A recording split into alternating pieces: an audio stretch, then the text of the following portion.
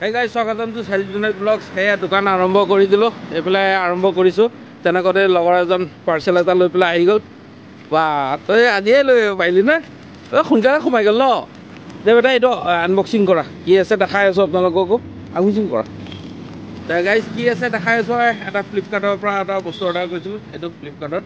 চ' সেই তাকে দেখাই আছোঁ ৰ'ব। এয়া আনবক্সিং কৰি আছোঁ। এইটো চাক বস্তুটো মেইন মালটো এইটো। মালটো ওলাই গ'ল। কি হয় কচোন? পেনটো তই নাজানো। মই ভাবিছোঁ কেনেকৈ জানিবি ন? কি হয় জানো? Mobile stand.